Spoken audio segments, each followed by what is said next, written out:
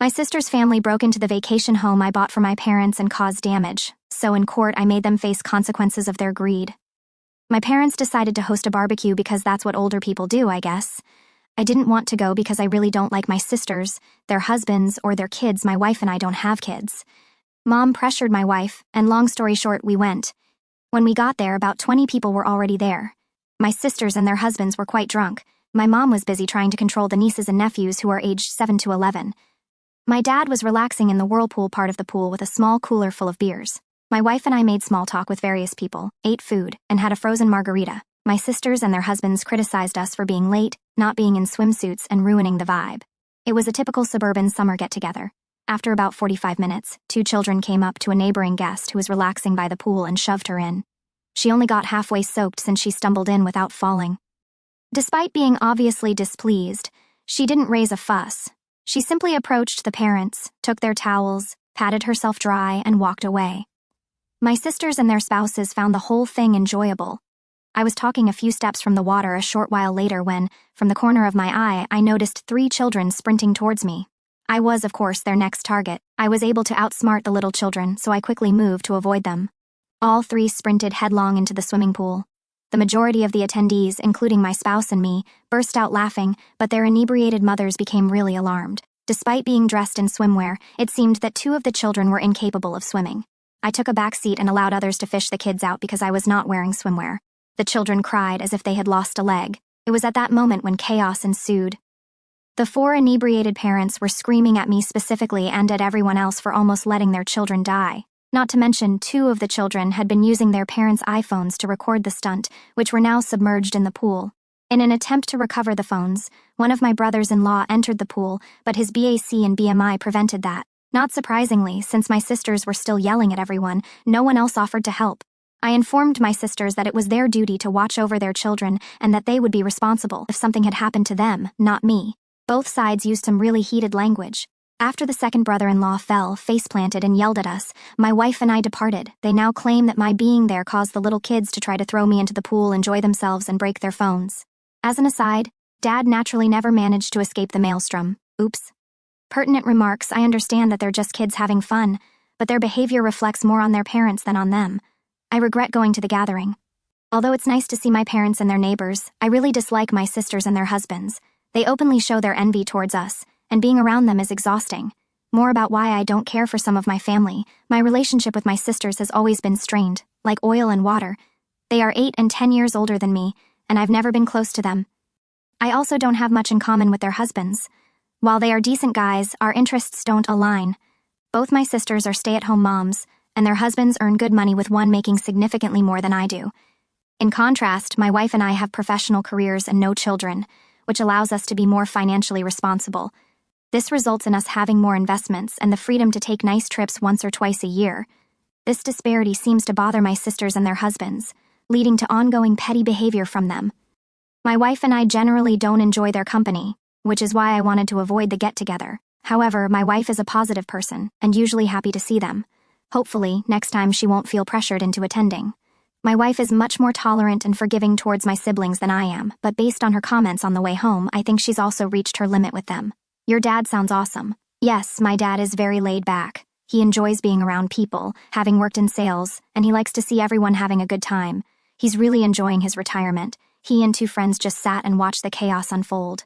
My mom is great too, but the situation upset her. The kids were fine by the time I left. They were inside watching TV. They are 7, 9, 10, 10, and 11 years old. The middle 3 were the ones who tried to push me into the pool. I suspect the 11-year-old, who is usually the ringleader, encouraged them. You said it in a strange way when you said your folks were having a barbecue. In order to meet the character limit, I had to edit the post. My parents enjoy entertaining guests and are social creatures. They always think of an excuse to come together and have the quintessential house that makes for wonderful entertainment. They had intended for everyone to spend the 4th of July at their property, but since one of my sisters and her family were away on vacation, this was a substitute celebration instead, complete with flags, grill, margarita machine, and red, white, and blue decor. The children were promised sparklers. The only other children there were my nieces and nephews, like my parents. All of the neighbors are elderly. To start with, my parents told me that all my nieces and nephews are great swimmers, and they often use the pool. The youngest one, who's 7, is still learning, but he loves being in the water. My sister claimed they couldn't swim just to save face.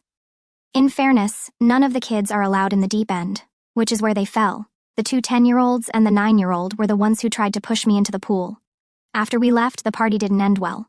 My intoxicated brother-in-law fell on his face while shouting at me and had to get stitches at an urgent care clinic. He was too drunk to drive, so my dad took him. My dad was really upset about it. My sister's husbands also chimed in with a few comments. My wife and I decided to block all 4 of them. My mom called me because she was very upset about what they said. She and my dad were also in the chat, and I don't blame her for being upset because of these messages.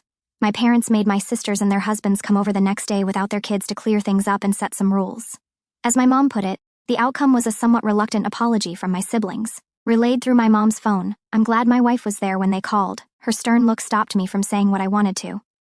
I just thanked them and said we didn't feel the need to talk about it anymore since I believed the matter to be resolved. I unblocked them. One of the brothers-in-law texted me that evening to let me know how much the phones cost and to inquire when I would be making the payment. What the heck? Never was my response. I took a screenshot of his message and sent it to my parents along with a note stating that we were finished with this absurdity. We are cutting all ties with my sisters and their spouses, including invitations to future holidays and get-togethers where they might be invited. I then blocked the sisters and their husbands once more. At that moment, things really went south. Dad phoned them and gave them a piece of his mind. Among other things, he told them that the grandchildren were not allowed at his house for an unspecified period. This was a big deal, as my mom often babysits for free, so it shook them up.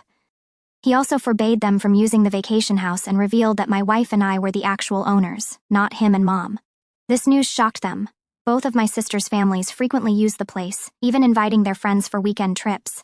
This behavior was very unusual for my parents. They'd clearly had enough. Just for clarity, I never wanted my sisters to know we owned the place. We bought it for my parents, as they'd always dreamed of having a mountain home. Keeping the ownership a secret was just a way to prevent drama with my siblings. A few days later, my sisters and their husbands showed up at our house unexpectedly to apologize in person. We were out for dinner, and they left a note.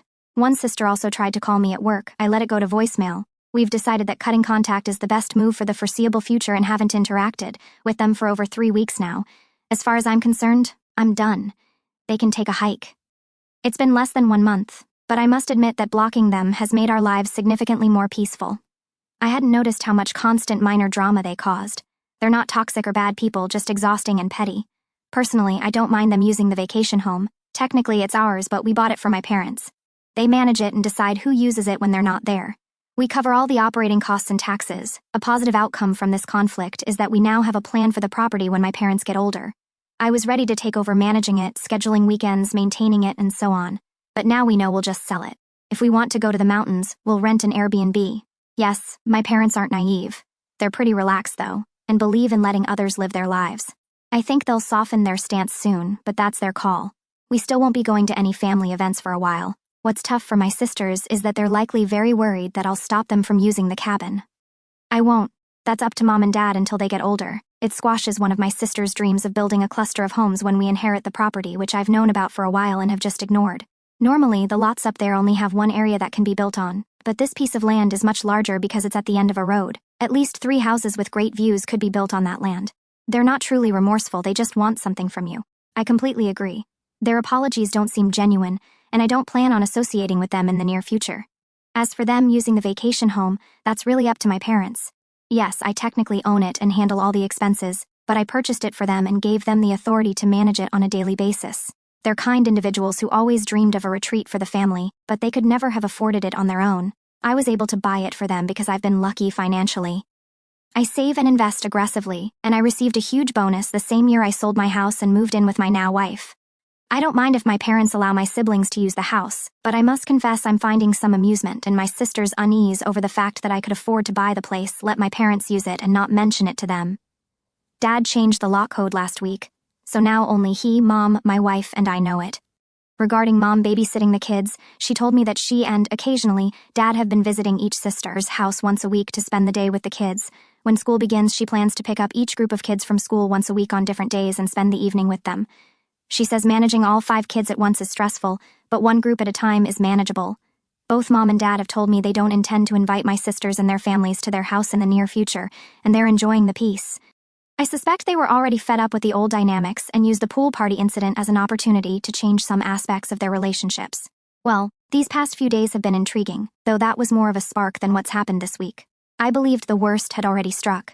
I need to give you some financial background so that this makes sense. My parents have always struggled with saving money. I've been handling their taxes for years, so I'm well aware of their financial situation. Their house is paid off, and they have little debt, but they didn't set aside much for retirement. They both receive Social Security. Dad has a decent pension, and they have some savings, but there's no hidden wealth. I bought them their current car as a retirement gift so they could have a nice vehicle to drive. It was the first car they owned in probably 20 years, as they usually lease. My sisters believe that our parents are wealthy and that they will inherit everything since I don't need more money. Hence, they've never bothered to save either. It turns out my elder sister and her husband, who have 3 children, have been living beyond their means for a while and are facing financial difficulties. They've maxed out their credit cards and are so behind on their car leases that one is about to be repossessed. He used to boast about earning a high income, but it turns out to be about half of what he claimed. She revealed all this to Mom on Tuesday because they need a loan. In a shocking revelation for Mom and Dad, she admitted that for the past 3 years she's been renting out the vacation house about once a month and keeping the money. We're talking over $2,000 for a weekend and at least $4,000 for a week. Since she's now barred from using the place, she's had to cancel one group already. She's now afraid they'll lose everything. My parents aren't in a position to lend them any money. My other sister knew about the vacation home being rented out but naturally never mentioned it. I think she's done the same thing because once, when I went there to drop off a repaired ATV, I found a family who claimed they were staying there with my sister and her family, who had supposedly gone to town for something. At the time, I didn't make a fuss. I assumed she'd lent the house to some friends, but it's always made me wonder. I learned all this from my parents, who are quite stressed about it, especially Mom.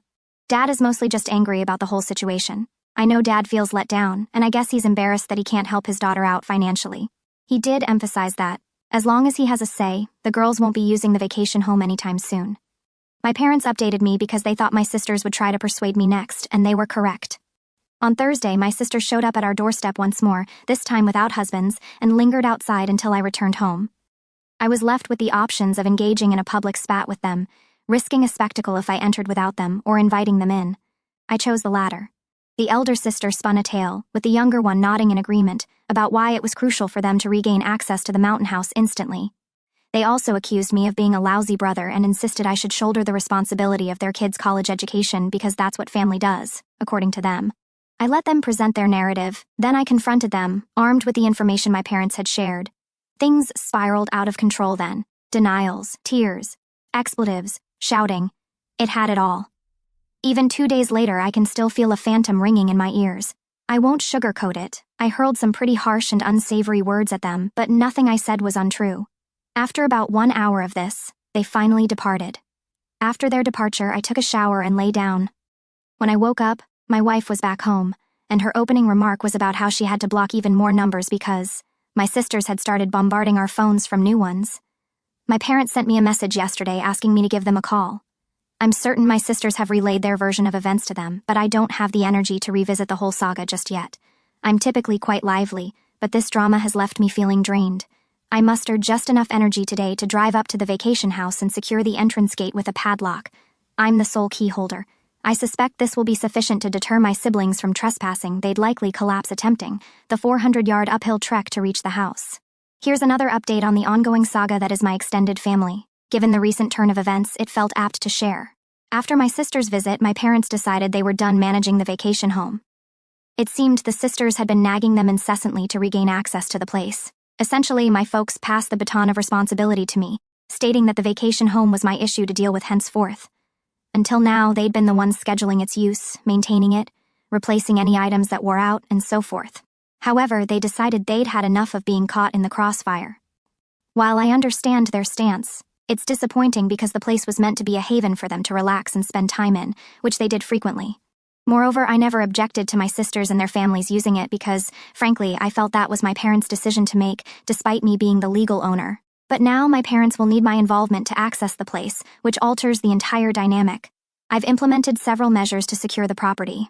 As previously mentioned, I locked the gate with a heavy-duty chain and the sturdiest lock I could find. I also reset all the door keypads and generated new codes. As of yesterday, security cameras have been installed, which is quite exciting, especially since the installer persuaded me to fit a high-resolution one overlooking the valley. Although the system set me back more than I anticipated, the sense of security it brings is invaluable. The installer also posted signs around the property indicating it's under video surveillance. Additionally, I installed a robust lockout for the water shutoff drain valve. I sincerely hope I don't misplace the keys, as removing it will be a massive pain. Other than my wife, no one knows about the water being locked off, and only we possess the keys.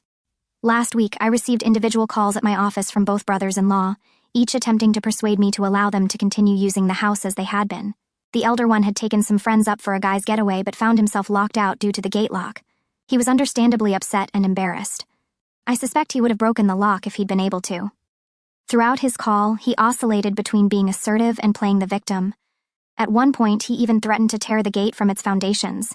He confessed that they'd been leasing the house to a few acquaintances, claiming they needed the income, accusing me of sabotaging their venture, and demanding I reimburse their guests. Bizarre. I wish I had recorded our conversation, but I'm not familiar with how to do that on an office phone. The other brother-in-law, on the other hand, seemed to be calling on my sister's behalf and didn't put up much resistance when I informed him he should not anticipate using the property again. Regardless, I reiterated to them that they're no longer permitted to use the house and asked them not to inquire again. At this juncture, I'm contemplating selling the vacation home. My wife and I won't utilize it enough to warrant keeping it, and it's unlikely we'll be hosting any family gatherings there in the foreseeable future. I broached the idea of selling it to my parents, and their reaction was essentially, whatever. I'd make a substantial profit from the sale. The property comprises 3 lots with breathtaking views and is situated at the end of a private road, but I'll likely hold off on selling for now. Making such a decision now would be emotionally driven. Currently, my sisters and I aren't on speaking terms, and I have no intention of reaching out. I'm unsure of their relationship with my parents, and I prefer not to know. On a brighter note, we enjoyed an evening out with my parents last week at a new restaurant, which was quite pleasant. Thankfully, no one broached the subject of this ongoing drama. Mom did share updates about the nieces and nephews. She's been visiting them at their homes. I apologize if this update lacks the humor or triumphs of previous ones. That's just how life is sometimes. A few individuals have requested an update, so here you go. I employed a worker to oversee and maintain the vacation house. He looks after his parents, maintains a large number of properties, and resides in the region. While some are weekend homes similar to ours, others are holiday rentals. Every week or two, he physically checks on the premises and has access to my video feeds. He could have the best job in the mountains, in my opinion. He is paid to take his dog for drives, explore the houses on foot, and spend time on people's decks whenever he pleases. Additionally, he has a feed from a camera located close to the beginning of the private road, which records still images each time a car passes by. In addition, he will perform routine upkeep and repairs for an hourly fee of $450 each month. Plus, he's buddies with every deputy under the sheriff. He sends pictures from his walks to everyone once or twice a week and says that doing this has given him a lot of peace of mind. I must admit that I adore my folks. They told me all of this tonight during dinner. My sisters were putting pressure on them to insist that I host Thanksgiving at the vacation home for everyone. Family Thanksgiving had become quite the custom up there. My wife and I only get to go once every 6 years. My dad knew I would say no, so he decided not to worry me about it. They devised a brilliant plan, in my opinion. They said they would host the Thanksgiving get-together and would rent an Airbnb in the mountains if everyone divided the money in advance. If not, one of the sisters may celebrate Thanksgiving at their house, or they would have it there. The middle sister was all for doing the Airbnb, but the eldest sister doesn't have any money, thus this led to a fight between the sisters. The time to commit to an Airbnb is no longer available. Thanksgiving will undoubtedly be spent at my folks' house. We are not going to be present. For the time being, my parents have requested that we not sell the property. They agreed that, although they would like to use it from time to time, they wouldn't until my sisters had adjusted to the new normal. Naturally, they would prefer it if everyone could reunite there in the future, but it is simply not going to occur at this point. I'd much rather sell it and move on, but if my parents do occasionally use it, I can live with it. Furthermore, its value will increase in the future. My spouse and I haven't kept in touch with my sisters or their husbands. For the benefit of our parents, both sisters have called from new numbers, darn you Google Voice, and left messages requesting that I meet with them to figure out how we may all use the family vacation house. They also gave my wife a call. I'm relieved that I already have the practice of not picking up the phone when I don't recognize a number. Sincerely, I have no idea if they are insane or if they believe they can intimidate me into granting them access once more. Really, I don't care. My parents have informed me that the eldest sister and her spouse are selling their jet skis and other unnecessary items, as well as getting out of the leases on their big truck and SUV. That will be really difficult for her. She will not appreciate being seen in something smaller, older, or less expensive because she is a real show-off. The identity of my brother-in-law is closely linked to his truck as well. His minor tattoo of the truck company's insignia is another reason he and I never got along, to be honest. It has been proposed by several that I turn the holiday house into an Airbnb. I have no intention of doing so anytime soon, although I am aware that it would be profitable. My parents would be stressed out, and there would be a great deal of tension in the family. They don't require it. Also, taking out the personal items my parents have there would be a pain. There would be deterioration on the property, and there's nowhere to put such stuff. Even though I would utilize a manager to handle it, I'm sure it would take some time on my end. I don't think it's worth it. Most of this was written yesterday, but I wanted to wait to publish it until I wasn't so stressed. Waiting was ineffective. I'm still tense. I apologize for the ramblings. It's difficult to write clearly after all that has happened. Everything has gotten really bad. I sincerely did not anticipate that anything similar would occur. Condensed version, after breaking into my vacation house, my brothers-in-law were taken into custody. They are accused of Class 1 misdemeanors, including breaking and entering, damaging property, and making threats. I won't back down from the accusations. If I get compensated in full for the harm they caused, I could follow through. As of Saturday night, they remained in custody. By now, I assume they're out. I thought that everything had calmed down. My sisters haven't been in contact with me or seen me in over 6 weeks. My parents enjoyed their week-long visit to the residence. My recruitment of a property manager, Mike, has gone really well.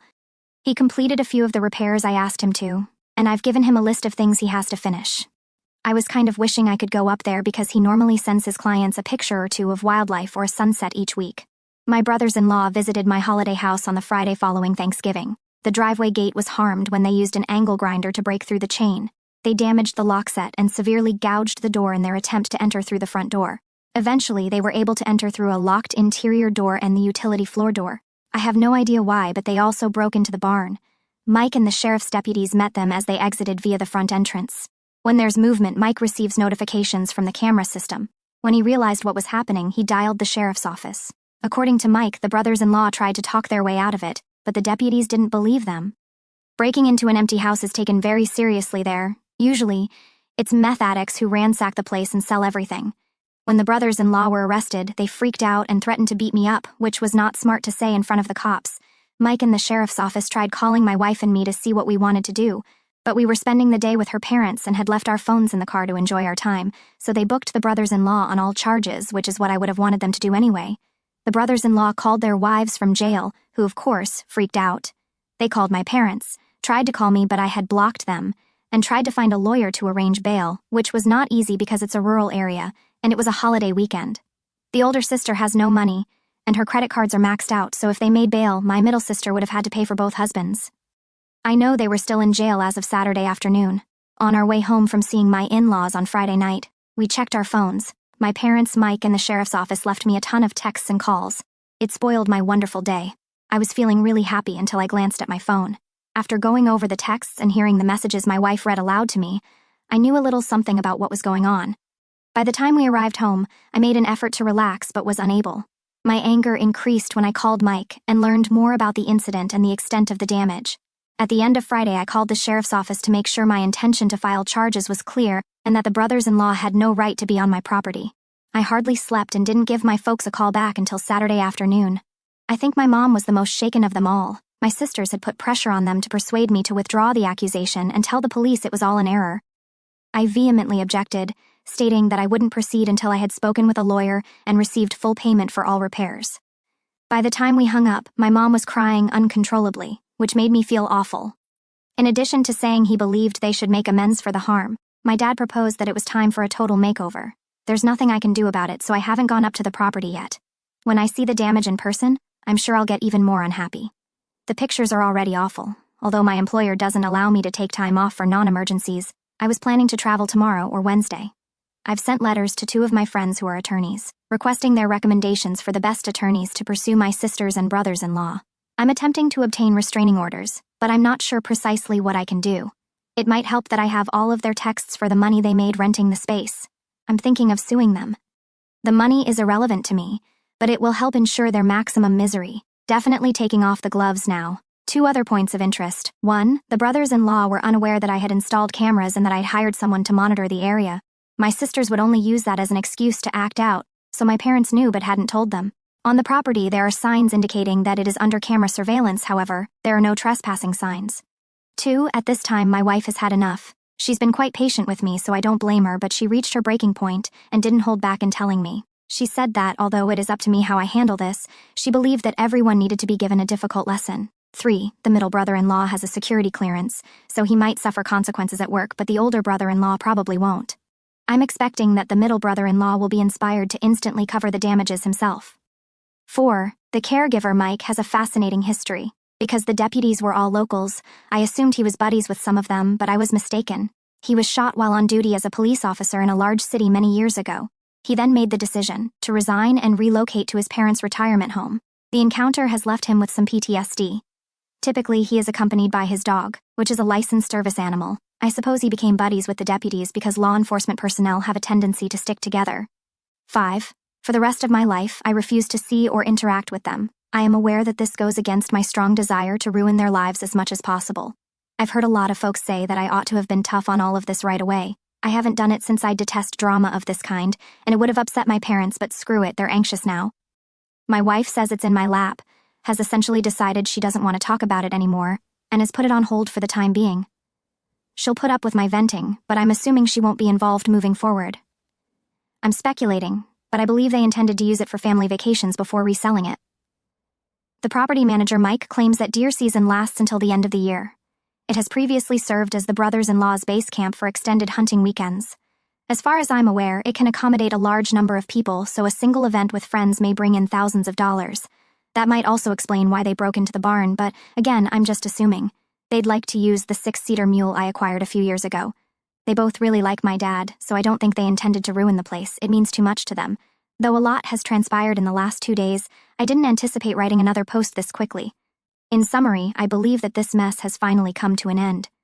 An envelope arrived at my office on Thursday afternoon from a courier. There was a $5,000 cashier's check and a signed letter from both of my brothers-in-law inside. There was a heartfelt apology in the letter. They said the $5,000 was to cover the damage, recognized that they broke in, and said it was wrong. They also agreed not to visit the vacation house unless my wife and I asked them, and to pay extra if needed. They also said they might lose their employment, so they requested me to assist in getting the charges dropped as quickly as possible. They consented to any further necessary actions, such as a restraining order. The remainder of the letter was likewise amicable. To put it mildly, I was taken aback. Their former behavior has completely changed from what it was. I had already made an appointment with a lawyer to talk about obtaining a restraining order and filing a lawsuit against my brothers-in-law for the damages. After I informed the lawyer about what I had received, he agreed to see me that day rather than the following week. He said I should wait to deposit the check. We had a 2-hour meeting. With regard to the 4 of them, the sisters and brothers-in-law, he suggested that my wife and I reach a settlement and draft a mutual release agreement. He said that, even though we would probably win if we filed a lawsuit, it may take more than 2 years, cost a lot of money in legal expenses, and we might never get paid. In addition, he said that, even if we decided not to drop the charges, we may still keep the $5,000. The deal, which he is currently drafting, ought to be completed by Monday. There will be provisions in the agreement that resemble restraining orders. I had previously requested that my property manager prepare a quote for repairing the damage. After the meeting, I gave him a call and requested that he provide me with an estimate as soon as possible. I understood that on Friday he estimated the total cost of fixing everything to be about $4,000. That is primarily for the entrance door. My lawyer called each of the brothers-in-law on Friday, explained our proposal, and suggested that they hire separate attorneys. They both gave their okay. They could afford to pay for a lawyer or the damages, but not both.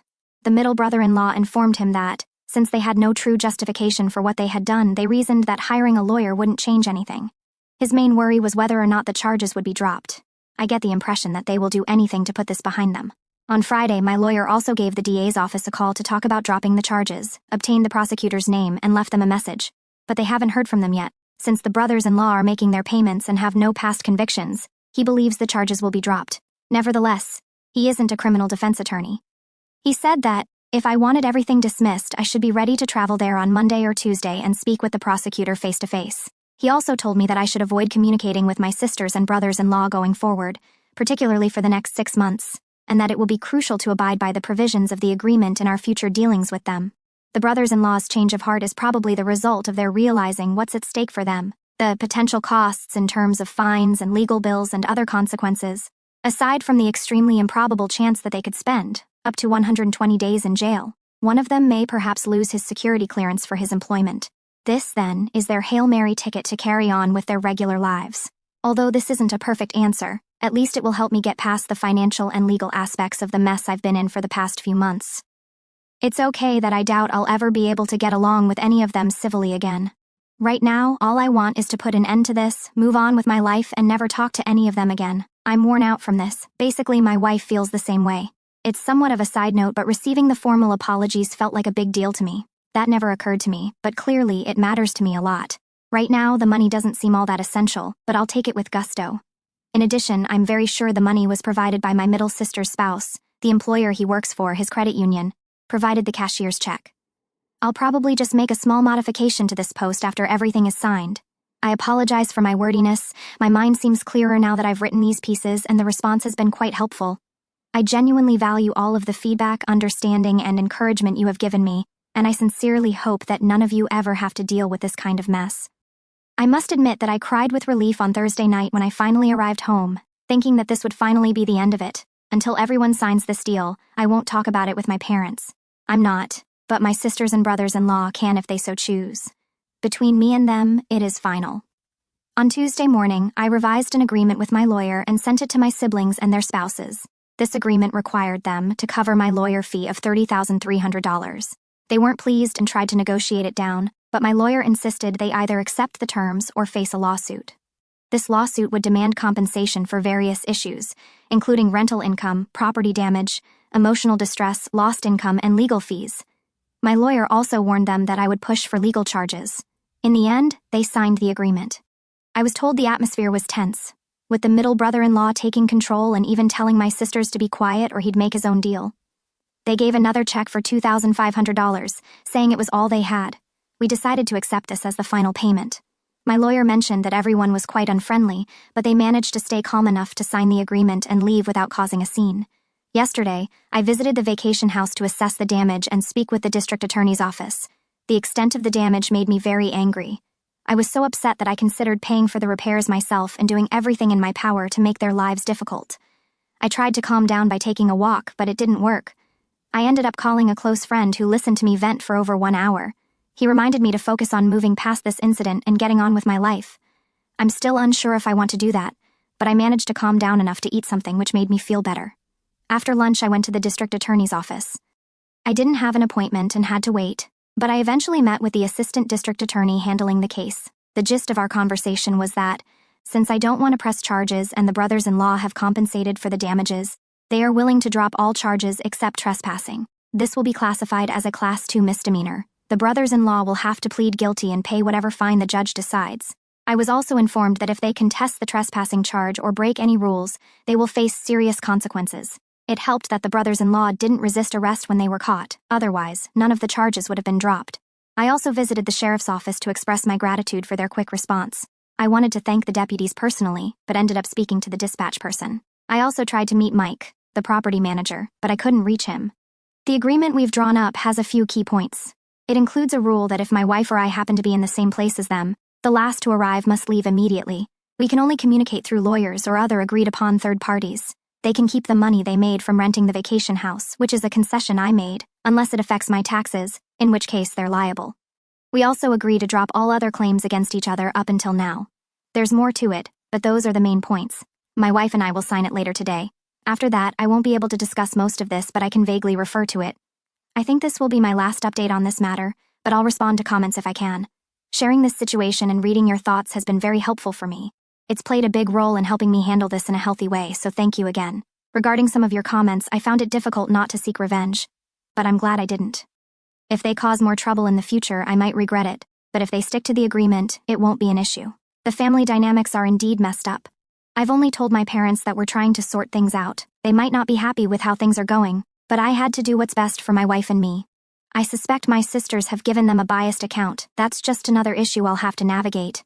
Essentially, the agreement formalizes how things have been for the past few months. It might not be what my parents wanted, but I'm quite satisfied with it. Have your sisters previously displayed as much entitlement? Not really, not in my direction anyway. We weren't particularly close, but we weren't adversaries either. When I bought a loft when I was 25, they became resentful of me. Looking back, they didn't have a house at that time, but they had both met their future spouses. It was evident that they were upset that I had moved in before them. When I met my wife, it became worse. They took offense that she came from an affluent family, particularly because I was doing fairly well for myself at the time. They said that I was arrogant and other things. My wife and I moved in together after we were married. I sold the loft, and her condo was near to where she was completing her fellowship. Our wedding was elegant, but affordable, and the sisters were very jealous. They and their husbands became very petty after that, and we stopped spending as much time with them. I was able to purchase my parents' vacation property thanks to my thrifty lifestyle, the money I made from selling my loft, and the lack of a house payment. My parents were fine with my keeping the ownership a secret, as they knew my sisters would be upset and accuse me of misusing their money. We manage our money separately for the most part. However, it was helpful that I didn't have a mortgage. I really thought we were doing great overall until this mess started. I didn't think they despised me, even though our daily lives were and still are so different, and I can't claim I enjoy spending more than half a day with them. I had no major problems with my brothers-in-law, but I was aware that both of my sisters had turned into somewhat entitled and spoiled people. We simply don't have much in common with them. Alright, so that's just a fancy way of saying I had no idea they were all such jerks. Finally, I would like to say that my little fantasy right now is that I never hear from them again.